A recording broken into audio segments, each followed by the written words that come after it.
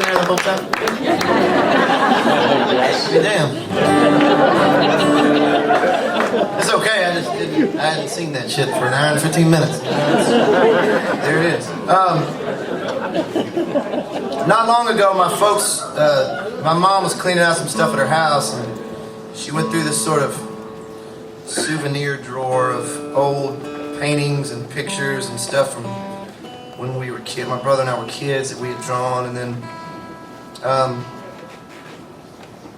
there was a note that I had written. For those of you that have kids, or for those of you that may ever have kids, it's a point when they start a band or whatever, it's cute. You want to be supportive, and you're like, oh, Timmy's in a band. But then Timmy quits school or fails out of school.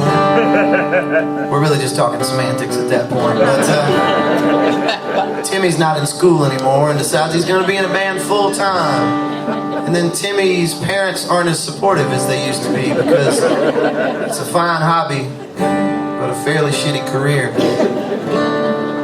And then Timmy, this alleged Timmy, for those of you that aren't keeping up with the story, Timmy.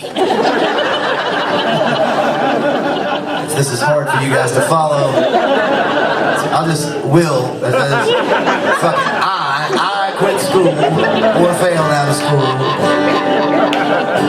And my folks were none too thrilled about my musical aspirations at that point. And I wrote them this note, and I remembered it as soon as my mother cracked it out, because I did 3 or 4 edits of it. And those were old-fashioned analog edits, like on a legal pad. This wasn't like word processor shit. This was ballpoint pen.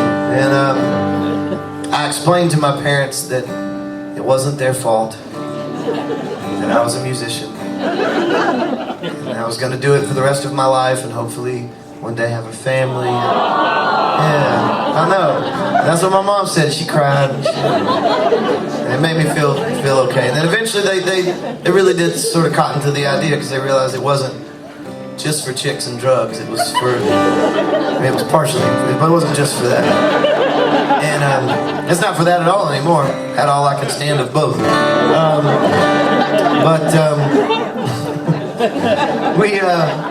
We laughed about that note and all, and again, me telling them that it wasn't their fault. Because in the middle of our conversation, I started to realize that it actually is my parents' fault. So when I was a kid, my kid brother was born, and I got booted to the upstairs of our house.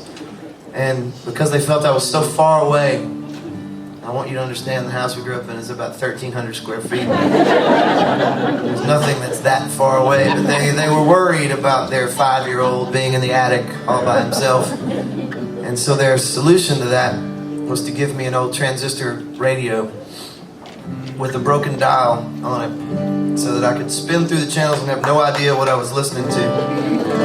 But I fell in love with music, really, with that radio, because some nights I would listen to a great rock and roll station, or a great R&B and soul station, or a great country station, and then when the songs got boring, I would just, in the dark, spin the thing until something else came in.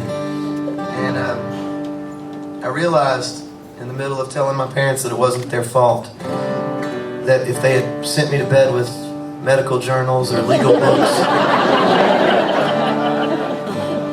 I could have had an actual career in existence. But instead, it was a fucking radio.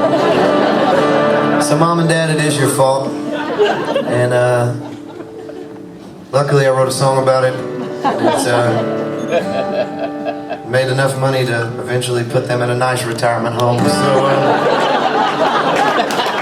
it worked out okay.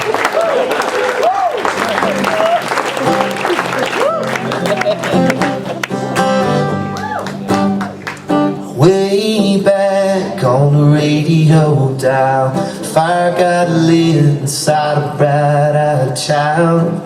Every note just wrapped around his soul, from steel guitar to Memphis, all the way to rock and roll.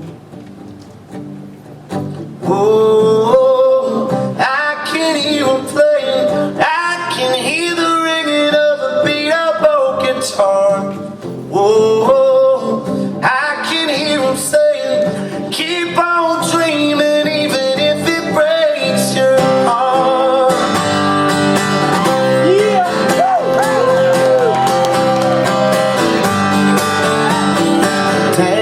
old town where I used to wander, old enough to get there but too young to get inside.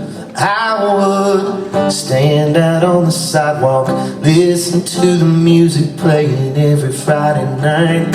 Whoa, whoa, I can hear them playing, I can hear the ringing of a beat up old guitar. Whoa, whoa, I can hear them saying, keep on dreaming even if it breaks your heart.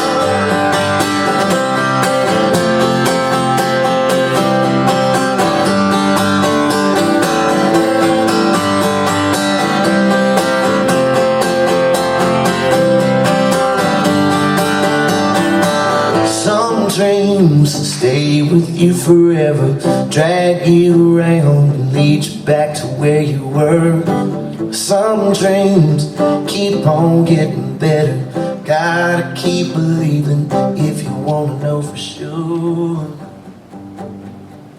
Whoa.